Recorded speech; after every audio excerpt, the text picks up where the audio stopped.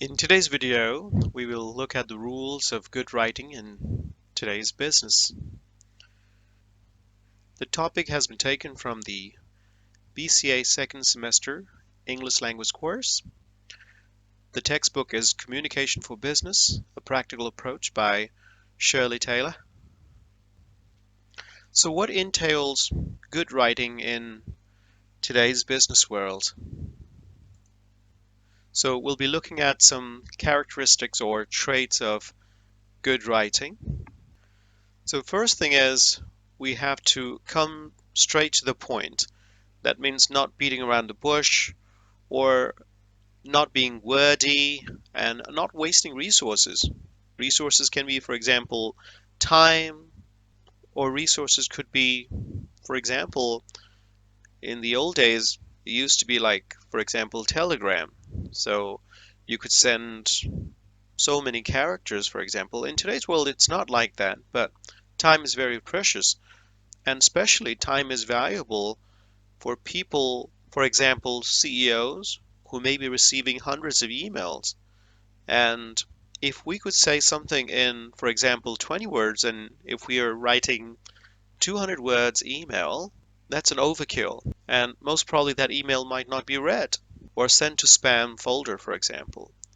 So we have to value people's time, and when we are communicating or when we are writing, it's better if we become more precise, more clear, and coming straight to the meat of the discussion. Next quality of a good writing in today's business world is keeping it short and simple. Right? This goes along with the previous point of being precise. So here also, you don't want to waste, for example, words, and you want to write it in such a way that it could be readily understood by anyone. That means not using any kind of words with more than one meaning. Like, for example, you don't want to use any kind of figurative language or words that may be very complex, for example. You're not writing any kind of literature paper here. So if somebody cannot really understand your email or understand your letter, the communication cannot be effective. So for effective communication, the understandability has to be given a priority. And for that, we should not be wasting too many words. Because if a message is lost in between the words, then the message is simply ineffective.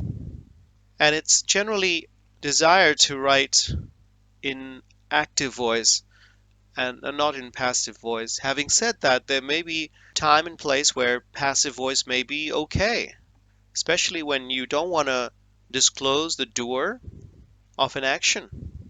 So at that time, you want to focus on the action or the object of the action. However, in most of what you will be writing, you want accountability and you want the subject to be in charge. And also, it's more active voice is more clear when you're reading it, and also upfront. And when we are writing anything, we have to ensure that the tone is correct, the format is correct. For example, what is the context of the message? If we are writing in the appropriate tone, then the message can have the maximum impact, resulting in the effectiveness of the message. However, we should always keep in mind to be respectful in our communication no matter what. Another point is to use the conventional language or to use modern language, not to use any kind of archaic language or words that's probably in use maybe 20, 50 years ago, which may sound a little weird or even awkward at times. You may find them in books written to help how to write, for example, letters. So if you go through those letters, you may find those terms that may sound very respectful, but also kind of we don't use those languages anymore. So it's always best to use what is the language that is in use at the moment, because that will help connect with your reader as well. because people will be on the same wavelength, so to speak.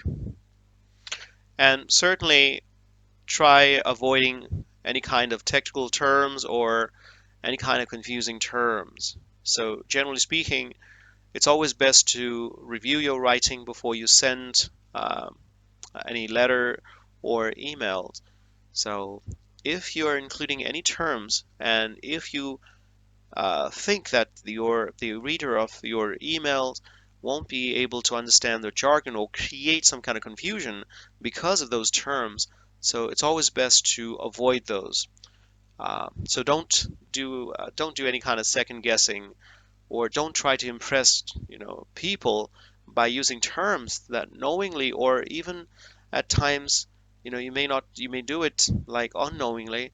So it's always best to not include any kind of technical terms that may be confused or may be confusing to your reader. So again, keep it simple, keep it understandable for your audience or for your readers in general, and that can really help with the understandability of your message and making your communication thereby effective.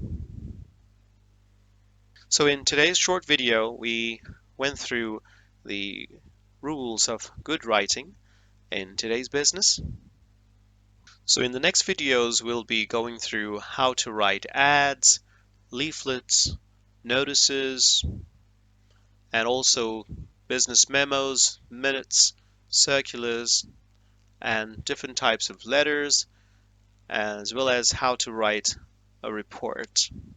So please do like and subscribe to this channel for more videos like this. Thank you for watching.